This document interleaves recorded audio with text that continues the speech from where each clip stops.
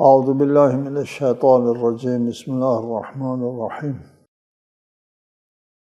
الحمد للہ رب العالمین والصلاة والسلام علی اشرف الانبیاء والمرسلین وآلہ الطیبین الطاہرین اعوذ باللہ من الشیطان الرجیم وإنہ لتذکرۃ للمتقین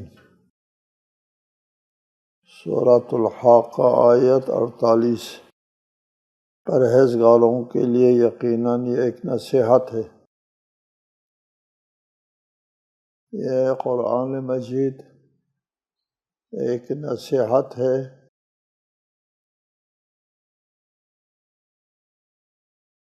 متقین کے لیے، جو بچنا چاہتے ہیں، اپنا بچاؤ کرنا چاہتے ہیں ان کے لیے۔ جو اپنا بچاؤ کرنا نہیں چاہتے ان کے لیے نہیں ہے۔ پہلے بھی بتایا آپ کو، تقوی بچاؤ کو کہتے ہیں، اور قرآن مجید ان لوگوں کے لیے ایک نصیحت ہے جو اپنا بچاؤ کرنا چاہتے ہیں۔ کس چیز سے بچاؤ؟ اللہ کی ناراضگی سے بچاؤ، اللہ کے غضب سے بچاؤ، اور عذاب آخرت سے اپنے آپ کو بچایا کرے۔ وَإِنَّا لَنَعْلَمُ أَنَّ مِنْكُمْ مُكَذِّبِينَ وَإِنَّهُ لَحَسْرَةٌ عَلَى الْكَافِرِينَ وَإِنَّهُ لَحَقُّ الْيَقِينِ فَسَبِّحْ بِاسْمِ رَبِّكَ الْعَظِيمِ۔ اور ہم جانتے ہیں تمہارے درمیان کچھ لوگ تکذیب کرنے والے ہیں۔ یہ تکذیب کفار کے لیے یقیناً باعث حسرت ہے، اور یہ سراسر حق پر مبنی یقینی ہے۔ وَإِنَّهُ لَحَقُّ الْيَقِينِ۔ بس آپ اپنے عظیم رب کے نام کی تسبیح کریں۔ خطاب ہے رسالۃ مآب صلی اللہ علیہ وآلہ وسلم سے کہ آپ کے درمیان کچھ لوگ مکذبین ہیں، تکذیب کرتے ہیں آپ کو، اور صحیح اور صادق نہیں سمجھتے، اللہ کا سچا رسول نہیں سمجھتے، اور یہ تکذیب جو ہے وَإِنَّهُ، یہ تکذیب ایک حسرت اور ندامت ہوگی کافرین کے لیے قیامت کے دن، کہ کاش کہ ہم نے تکذیب نہ کیا ہوتا۔ وَإِنَّهُ لَحَقُّ الْيَقِينِ، اور یہ قرآن مجید جو ہے یہ یقین پر مبنی حق ہے۔ حق کے مقابل میں باطل آتا ہے۔ حق شیء اذا ثبت، ثابت چیز کو حق کہتے ہیں، واقع کو حق کہتے ہیں، اور یقین اس چیز کو یقین کہتے ہیں جو واقع کے مطابق ہے۔ جو واقع کے مطابق حق ہے وہ قرآن مجید ہے۔ یہ قطعی اور یقین کے اعلیٰ درجے کے اوپر فائز ہے قرآن کی حقانیت، اور قرآن کا مبنی بر حق ہونے کے اوپر جو یقین جو ہے وہ یقین کے اعلیٰ درجے پر فائز ہے۔ فَسَبِّحْ بِاسْمِ رَبِّكَ الْعَظِيمِ، اپنے عظیم رب کے نام کی تسبیح کیا کریں آپ۔ مثال مآب کے لیے حکم ہے۔ آگے سورۃ المعارج ہے۔ سورہ معارج یہ اس سورہ کے ابتدائی 3 آیات جو ہے شیعہ سنی مصادر کے مطابق، دونوں کی متفقہ روایات کے مطابق اس سورہ کے ابتدائی 3 آیتیں جو ہے وہ مدنی ہے، مدینے میں نازل ہوئی ہیں۔ باقی مجموعی طور پر یہ سورہ مکی ہے۔ بسم اللہ الرحمن الرحیم۔ سأل سائل بعذاب واقع للکافرین لیس له دافع من اللہ ذی المعارج۔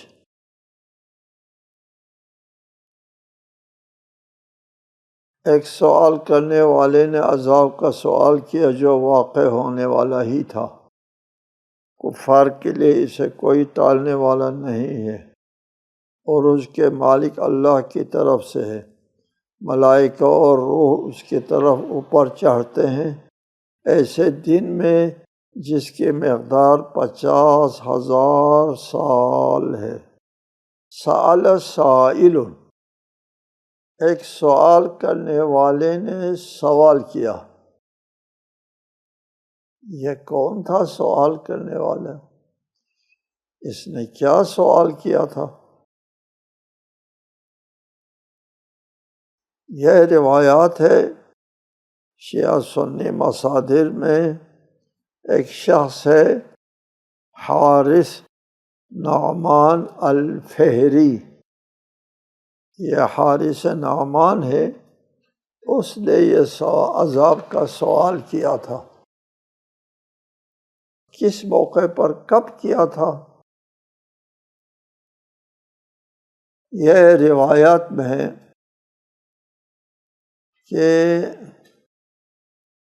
جب غدیر خم میں رسالت مآب صلی اللہ علیہ وآلہ وسلم نے اعلان فرمایا 1,00,000 صحابی میں من کنت مولاہ فہذا علی مولاہ، یہ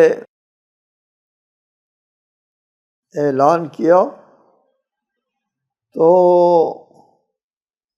اس وقت حارث نامی شخص رسول اللہ کی خدمت میں آیا اور اپنی سواری کو الابتح نامی جگہ پر بٹھایا اور کہا یا محمد، آپ نے کہا ہم یہ گواہی دیں اللہ کے سوا کوئی معبود نہیں اور آپ اللہ کے رسول ہیں۔ ہم نے گواہی دی یہ کہ دن میں 5 نمازیں پڑھیں، ہم نے پڑھیں، اپنے اموال میں زکوٰۃ نکالیں، ہم نے قبول کیا، ہر سال رمضان میں روزہ رکھے، ہم نے مان لیا، اور حج کرے، ہم نے قبول کیا۔ پھر بھی آپ ان سب پر راضی نہ ہوئے اور اپنے چچا کے بیٹے کو ہم پر فضیلت دی ہے، کیا یہ آپ کی طرف سے ہے یا اللہ کی طرف سے؟ رسول اللہ نے فرمایا واللہ الذی لا الہ الا ہو ما ہوا الا من اللہ، قسم ہے اس ذات کی جس کے سوا کوئی معبود نہیں ہے، یہ بات اللہ ہی کی طرف سے ہے۔ یہ سن کر حارث یہ کہتے ہوئے پلٹا، اے اللہ، اگر جو کچھ محمد کہتا ہے حق ہے تو ہم پر آسمان سے پتھر گرا اور دردناک عذاب نازل کر دے۔ پھر قسم بخدا وہ اپنے اونٹ کی طرف پہنچنے نہ پایا تھا کہ اس کے سر پر اللہ نے ایک پتھر گرایا جو اس کے دماغ پر لگا اور نیچے سے نکل گیا اور وہ مر گیا۔ اس موقع پر یہ آیت نازل ہوئی، سأل سائل بعذاب واقع، ایک سائل نے سوال کیا واقع ہونے والے عذاب کا، واقع ہو گیا۔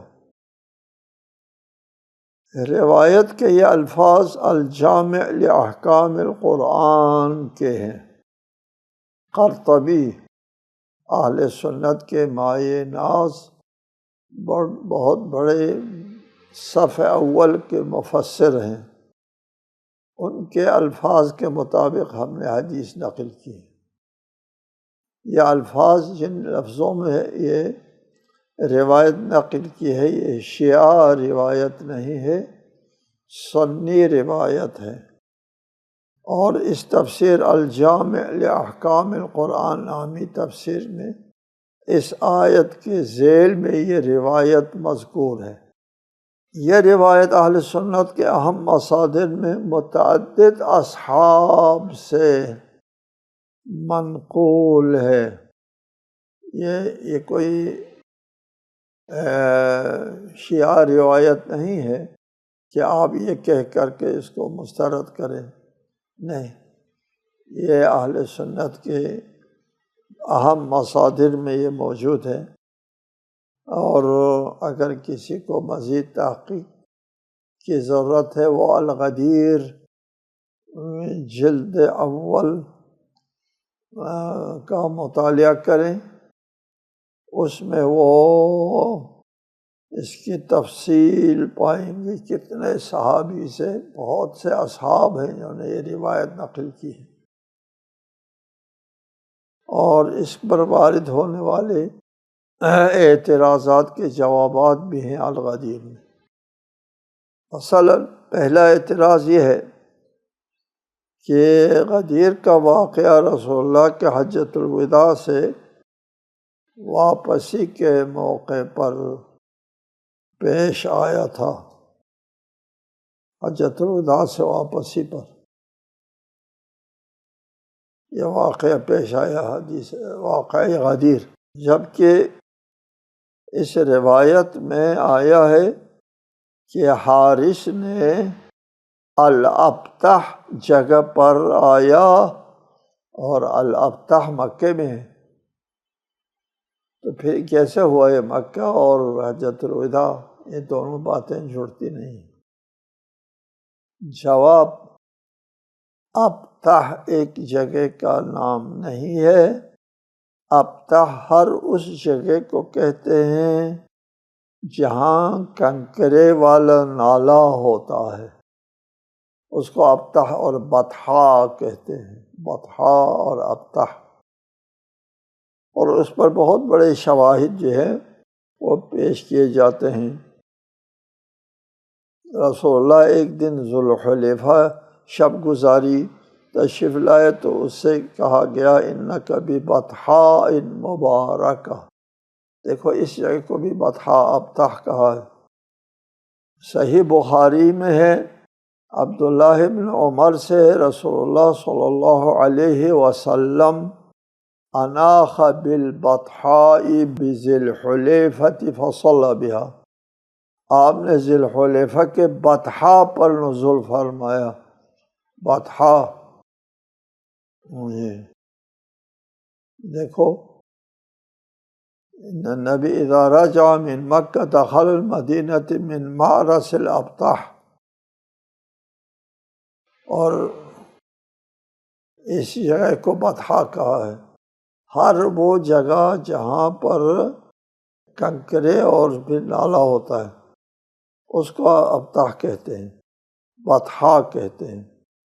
ابتح مذکر ہے، بطحا مؤنث ہے۔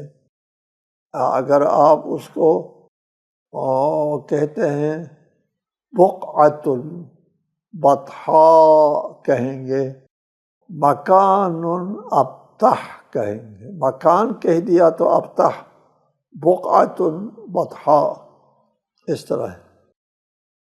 لہٰذا یہ کہنا کہ یہ مکہ میں ایک جگہ کا نام ہے صحیح نہیں ہے، ہر اس جگہ کو ابتح یا بطحا کہتے ہیں جہاں پر کنکروں کے ساتھ نالے ہیں۔